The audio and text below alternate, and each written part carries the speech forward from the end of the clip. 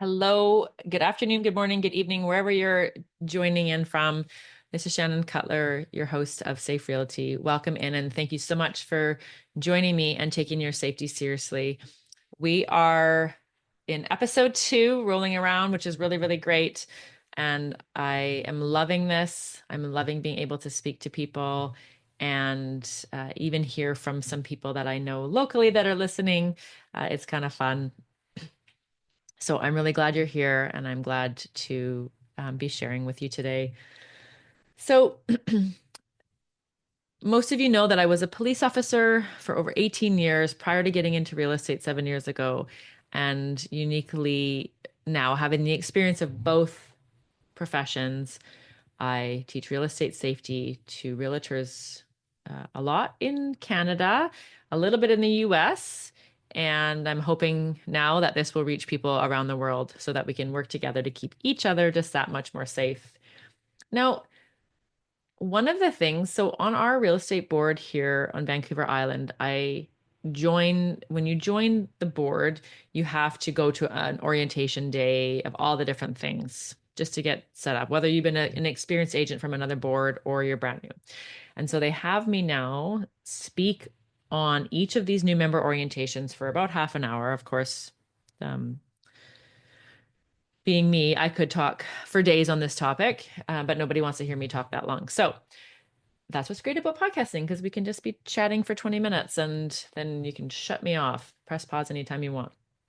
But on this topic, when I speak to these new agents in the board, I find it really great to reach them before many of them even do it their first deal or meet their first client or they're brand new. So we're hoping to develop some great business practices right off the hop rather than getting in and having, bad habits, which I mean everybody does. And it's not a judgment, it's just let's do our best to start fixing these things.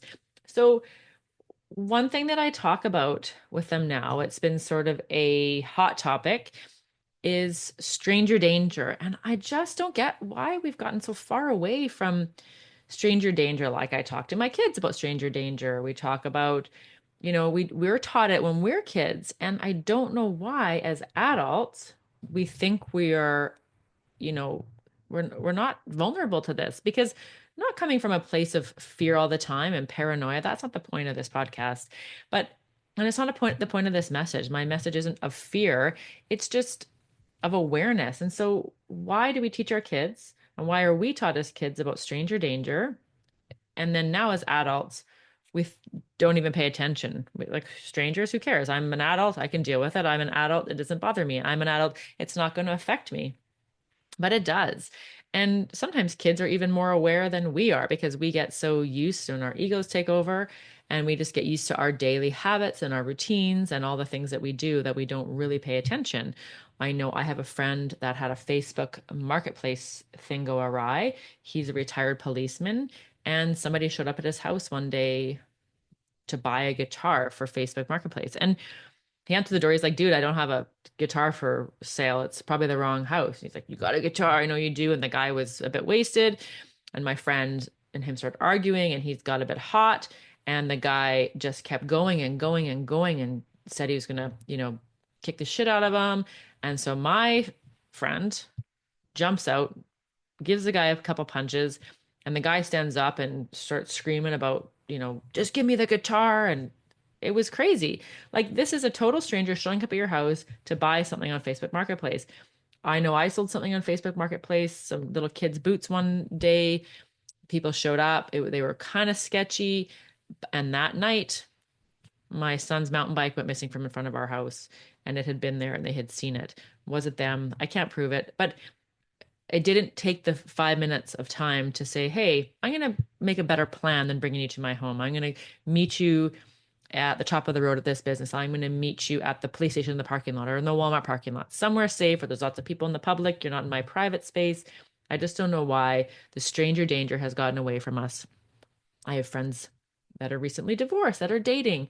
Same thing. They just go on these random dates. And I'm like, that's fine. You're an adult. You can make these decisions, but maybe just take a few minutes and not meet a complete stranger, that you don't know nothing about. Let's just take 5 minutes to figure out who these people are.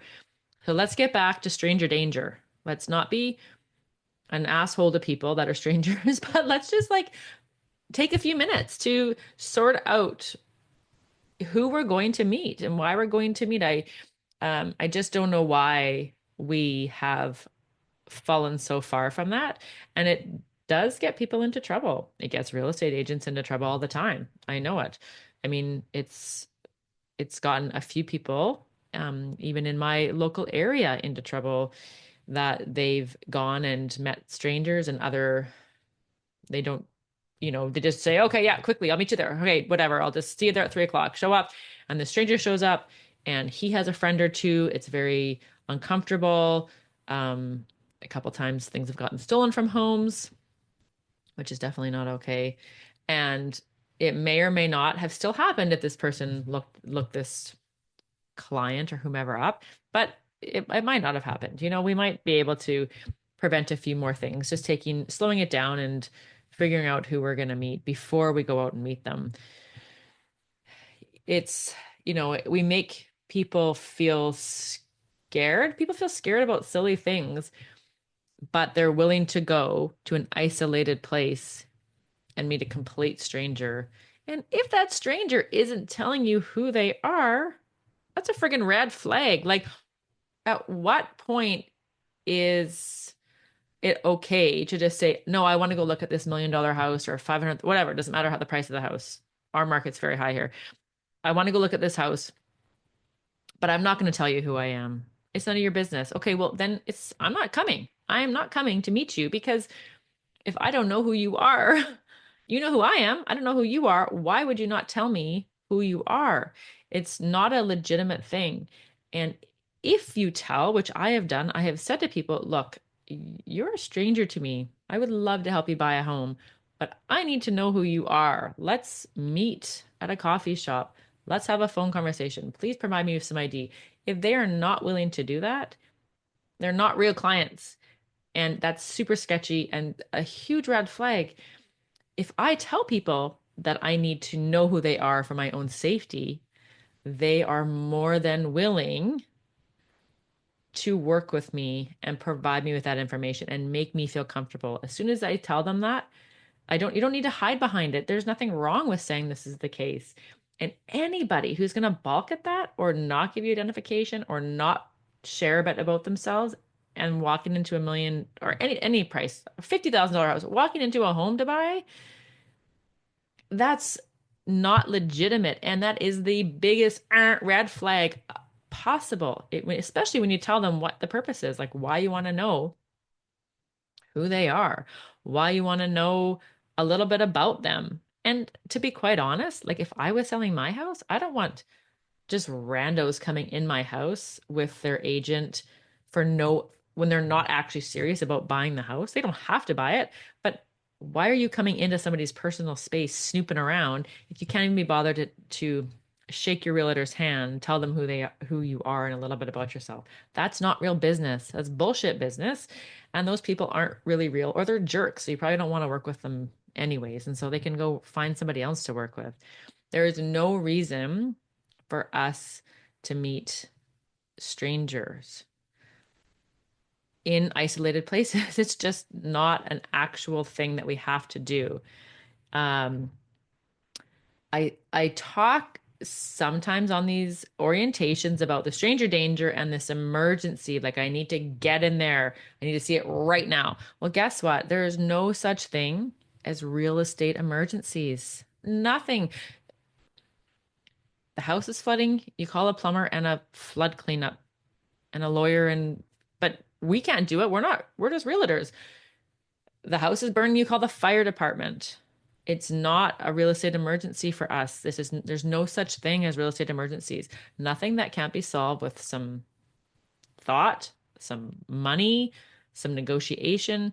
But this emergency that a complete stranger puts on you to go view a house is not a real emergency. That's a created situation by that person. They're creating a sense of urgency and a sense of anxiety for you and putting pressure on you to run out the door, throw caution to the wind, throw everything that you know and you feel in the back of your neck and your stomach and your intuition, everything that you feel to keep you safe they're putting pressure on you to get rid of that. So you don't think about it and you run out and you meet them and you're not prepared.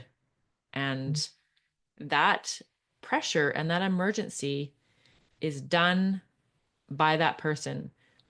You do not have to take that bait. You do not have to take that emergency as anything. It's not a real emergency. Real estate emergencies aren't actually a thing. And any situation that we get into, again, we just have to, it's a contractual thing. We talk it out. We get a lawyer's advice. We get broker advice. We work it out. But this panic to view a home and get in there right now in the next 15 minutes is not a real thing that we have to fall into. It's a huge red flag. Real estate emergencies don't exist. Strangers are not people that we have to meet in isolated places. We don't have to be best friends with them. We just have to gain a little bit of information so that we feel comfortable with who we're going to meet. And in coming episodes, we are going to talk about how to vet prospective clients. The list is endless. The course I teach on real estate safety in our real estate board and across British Columbia is 3 hours, and it is a complete full 3 hours. It could be 6. It could be another day if we wanted to add a full self-defense portion to it.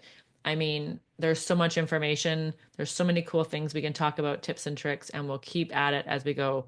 And I'm not meaning to yell at any of you about this. Obviously, you can hear the passion in my voice about trying to keep people safe.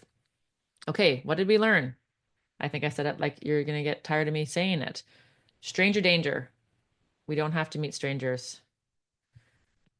2, emergencies don't exist in real estate. Real estate emergencies aren't a real thing. And their emergency does not have to become your emergency. You are allowed to slow it down. You are allowed to say no. You're allowed to find out a little bit about them, and you're allowed to say, schedule this for tomorrow. And then you can have some time to think about it. Be safe, everyone. Be real safe.